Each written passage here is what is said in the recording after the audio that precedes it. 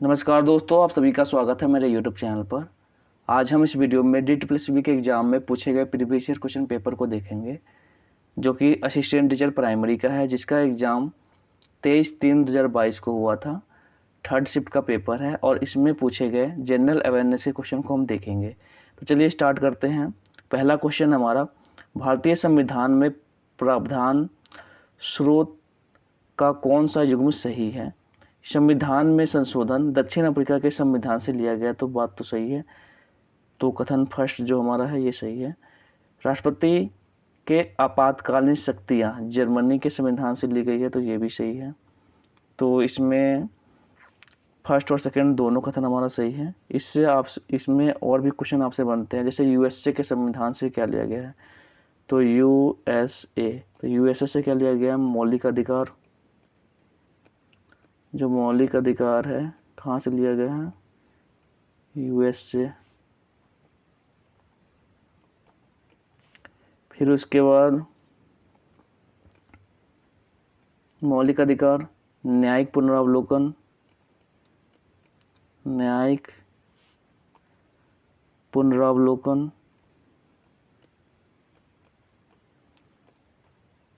लोकन। फिर उसके बाद हम बात करते हैं न्यायपालिका की स्वतंत्रता, न्यायपालिका की स्वतंत्रता।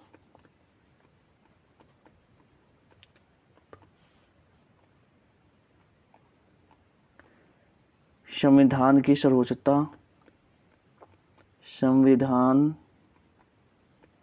की सर्वोच्चता, सर्वोच्चता।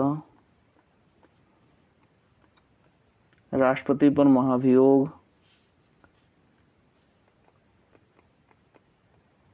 राष्ट्रपति पर महाभियोग।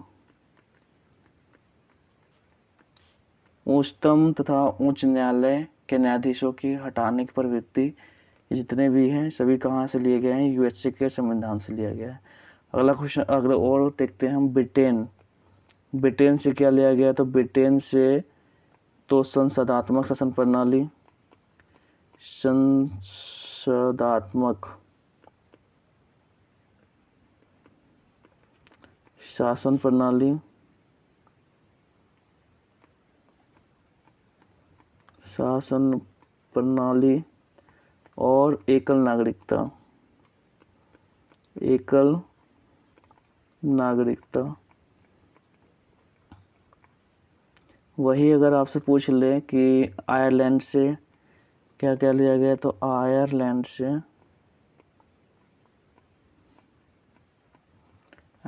क्या लिया गया? DPSP, राज्य के नीति निर्देशक तत्व, राष्ट्रपति द्वारा विभिन्न क्षेत्रों में ख्याति प्राप्त व्यक्तियों का मनोनयन। ठीक है, ये कहाँ से लिया गया? आयरलैंड से। ऑस्ट्रेलिया से क्या लिया गया? केंद्र तथा राज्य के बीच शक्ति का विभाजन ऑस्ट्रेलिया से लिया गया है। दक्षिण अफ्रीका की बात करें तो दक्षिण अफ्रीका से क्या लिया गया? दक्षिण अफ्रीका से तो संविधान में संशोधन की प्रक्रिया, जो संविधान संशोधन की प्रक्रिया है वो कहाँ से लिया गया? संविधान संशोधन की प्रक्रिया, संविधान संशोधन।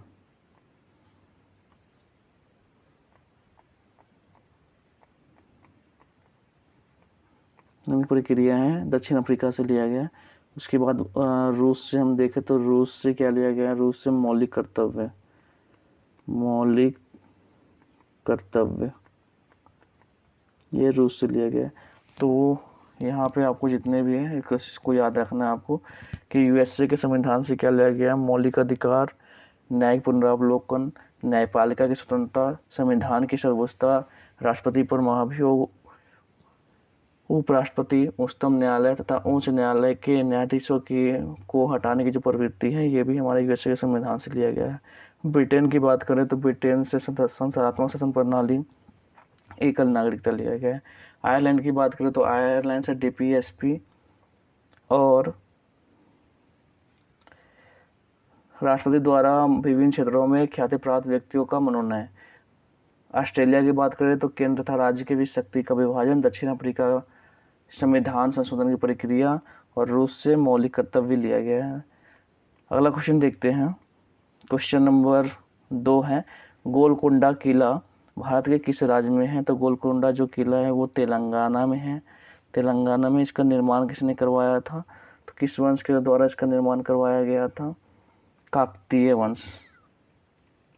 काकतीय वंश के द्वारा इसका निर्माण करवाया गया था।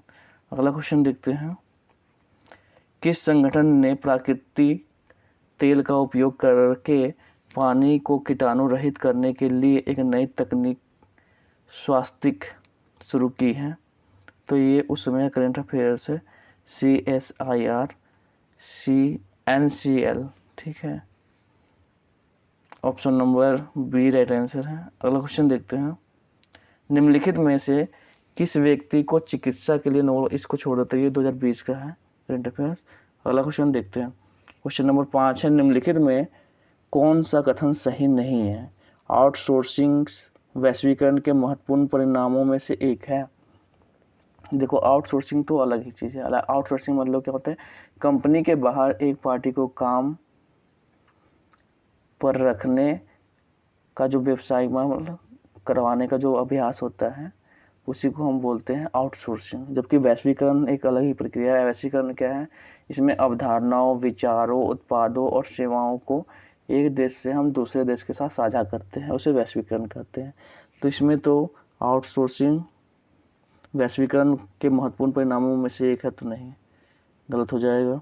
WTO की स्थापना 1995 में गैट के उत्तराधिकारी के रूप में हुई थी, ये भी नहीं है। गैट की जो स्थापना हुई थी उसमें 1948 में हुई थी, बाद में ये WTO बन जाता है और 1995 में, ठीक है।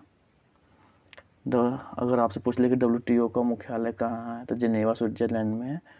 अगला क्वेश्चन देखते हैं। क्वेश्चन नंबर 6 है, भारत की सबसे बड़ा खारे पानी की झील किस राज्य में है? उड़ीसा में है, जिसका नाम है चिल्का झील, ठीक है। अगर आपसे पूछ ले राजस्थान में कौन सा सांभर झील है, ये भी खारे पानी की झील है।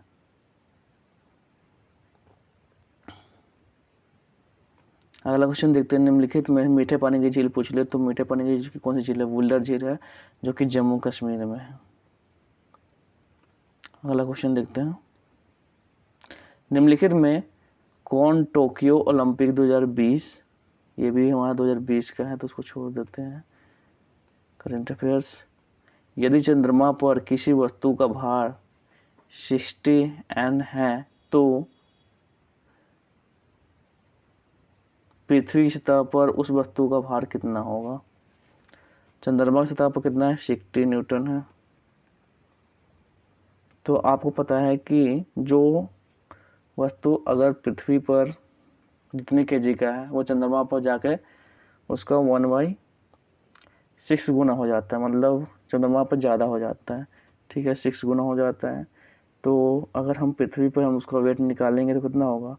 पृथ्वी सतह पर वस्तु का भार अगर मतलब ज़्यादा नहीं, कम हो जाता है, सॉरी, क्या होगा? 60 है। चंद्रमा पर किसी वस्तु का भार अगर 60 है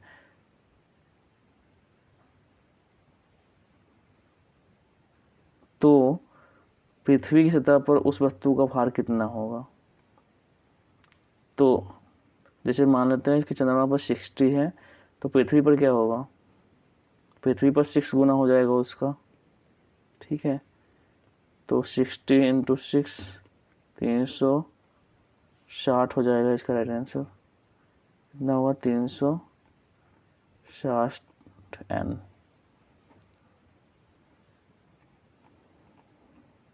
चंद्रमा पर कितना हो जाता है? 1/6 हो जाता है। जैसे मान लेते हैं 360 kg का है, तो चंद्रमा पर कितना हो जाएगा? कम हो जाएगा, ठीक है, 1/6 हो जाएगा। जैसे मान लेते हैं कि मून पे जो ऐसे निकालेंगे, मून पे वेट कितना होगा, तो मून पे जो वेट है 1/6,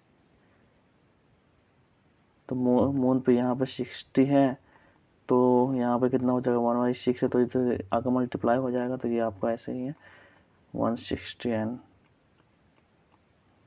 360 N, सॉरी 360 न्यूटन। अगला क्वेश्चन देखते हैं। क्वेश्चन नंबर 9, निम्नलिखित में से कौन सा कथन सही है? ऑल इंडिया मुस्लिम लीग ने बंगाल विभाजन का समर्थन किया था। बिल्कुल सही है। लाला लाजपत राय आर्य समाज के सक्रिय सदस्य थे।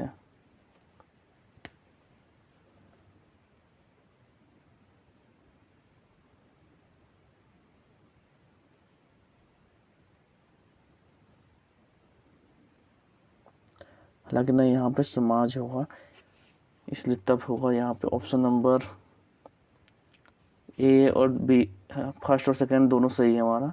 अगला क्वेश्चन देखते हैं, निम्नलिखित में से कौन सा कथन सही है? अवक्षेपण अभिक्रिया से अविलय लवण प्राप्त होता है।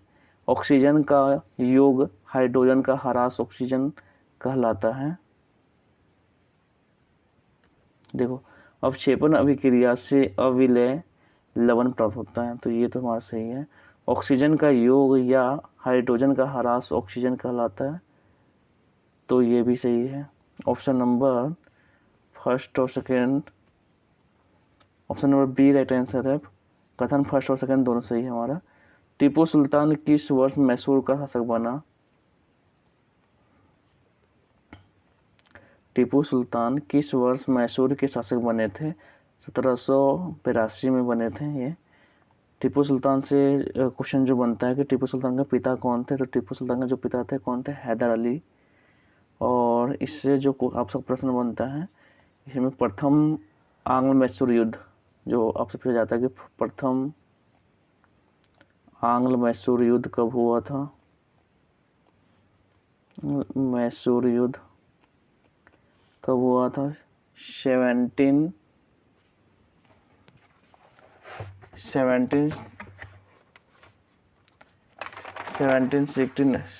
से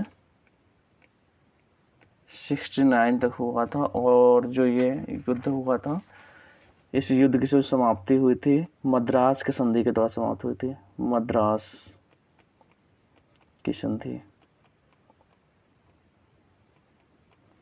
अगला जो द्वितीय में आंग्ल मैसूर युद्ध हुआ था, द्वितीय की बात करते हैं। द्वितीय आंग्ल मैसूर युद्ध कब हुआ था? 1780 से 84 तक हुआ था। और इस युद्ध की जो समाप्ति हुई थी किस संधि के द्वारा हुई थी? मंगलोर की संधि के द्वारा।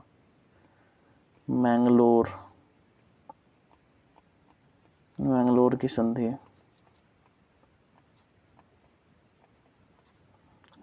तृतीय आंग्ल मैसूर युद्ध, तृतीय आंग्ल मैसूर युद्ध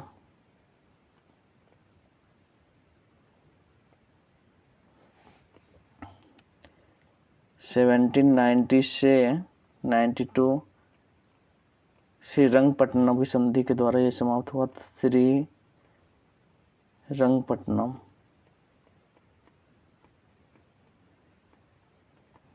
की संधि।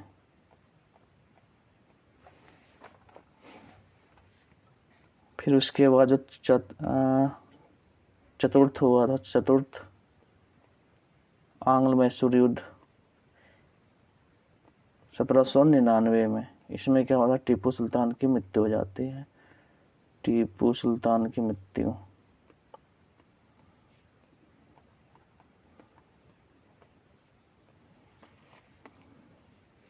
ठीक है, तो प्रथम आंग्ल मैसूर युद्ध 1767 से 69 तक हुआ था। मद्रास की संधि के द्वारा ये समाप्त हो जाता है।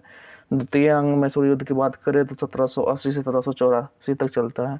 तृतीय आंग्ल मैसूर 90 से 92 और चतुर्थ 1799 में होता है। इसमें टीपू सुल्तान की हार होती है। अगला क्वेश्चन देखते हैं। क्वेश्चन नंबर 12 है, भारत के संविधान में डैश मूल अधिकार और डैश मूल कर्तव्य है। तो ये तो सभी को पता है, 6 मूल अधिकार हैं, 11 मूल कर्तव्य हैं। मूल संविधान में कितने मूल अधिकार थे? 7 मूल अधिकार थे और उस समय 10 मूल कर्तव्य थे। जब बाद में लाया गया मूल कर्तव्य तो बाद में जोड़ा गया था। उस समय पहले में 10 थे, बाद में 11 हो गए। ठीक है, तो ऑप्शन नंबर कौन सा हो गया? 12 है। अगला क्वेश्चन देखते हैं। ऑप्शन नंबर 12 नहीं, ऑप्शन नंबर बी, सॉरी 6 और 11। अगला क्वेश्चन देखते हैं। क्वेश्चन नंबर 13 है, त्योहार राज्य का कौन सा युग्म सही नहीं है? वांगला जो है मेघालय का त्योहार है। वोंचू की बात करें तो सिक्किम का है। ओनम केरल का है। सागानावा कहाँ का है? सागानावा इसमें गलत है, इसलिए ये हमारा राइट आंसर है। सागानावा कहाँ का है? सिक्किम का त्योहार है, सिक्किम। अगला क्वेश्चन देखते हैं। पुस्तक अनहैप्पी इंडिया के लेखक कौन है? अनहैप्पी इंडिया के लेखक लाला लाजपत राय हैं। Option number B right answer है। अगला क्वेश्चन देखते हैं। मनप्रीत सिंह का संबंध किस खेल से है? हॉकी से है। समानता गर्म महासागरीय धाराएं भूमध्य रेखा के निकट से उत्पन्न होती है और ध्रुव की ओर प्रवाहित होती है। ये बात तो बिल्कुल सही है। जैसे ये हमारा क्या है, भूमध्य रेखा, ये वाली रेखा है, यहाँ से जो जाएगी जलधारा वो कैसी होगी? गर्म जलधारा होगी। और जो यहाँ से ध्रुव से इधर आएगी वो कैसे जलधारा होगी? ठंडी जलधारा होगी। तो ऑप्शन नंबर कथन जो हमारा फर्स्ट है वो तो सही है। गल्फ स्ट्रीम शीत जलधारा है, नहीं, गल्फ स्ट्रीम एक गर्म जलधारा। कैसी जलधारा है? गर्म जलधारा। इसलिए ऑप्शन नंबर कौन सा सही नहीं पूछा गया, तो ऑप्शन नंबर 2 सही नहीं है इसमें। अगला क्वेश्चन देखते हैं। वर्टिब्रेटा को डैश वर्गों में विभाजित किया गया है, तो 6 वर्गों में विभाजित किया गया। Option number B right answer है। अगला क्वेश्चन देखते हैं। बुद्ध ने ज्ञान प्राप्त किया, कहाँ पर ज्ञान प्राप्त किया था? बोध गया में। कुशिनारा में बुद्ध की मृत्यु हुई थी। सारनाथ में प्रथम उपदेश दिए थे। उसके बाद है पावापुरी में उन्होंने क्या, पावापुरी में महावीर जी थे, उनकी मृत्यु हुई थी। अगला क्वेश्चन देखते हैं। क्वेश्चन नंबर जो 19 है। निम्नलिखित में से कौन एक दिए गए समय में समाज में पुरुषों और महिलाओं के बीच समानता की सीमा मापने के लिए एक महत्वपूर्ण सामाजिक सूचक है? तो जेंडर रेशियो इसे बोलते हैं, या सेक्स रेशियो की बात करते हैं। लिंग अनुपात। Option number C. अगला क्वेश्चन है क्वेश्चन नंबर 20। ब्याज दर जिस पर रिजर्व बैंक चल निधि समायोजन सुविधा LAF के तहत बैंकों से पात्र सरकारी प्रतिभूतियों के संपार्श्विक के विरुद्ध ओवरनाइट आधार पर चल निधि को अवशोषित करता है, उसे डैश कहते हैं, रिवर्स रेपो रेट कहते हैं। ठीक है, option number D right answer है। तो ये 20 क्वेश्चन कंप्लीट हो गए। आई होप वीडियो आपको अच्छा लगा होगा। अगर वीडियो अच्छा लगा तो लाइक करिए, सब्सक्राइब करिए, शेयर करिए। मिलते हैं नेक्स्ट वीडियो में जो कि अभी मैथ का होगा। जय हिंद, जय भारत।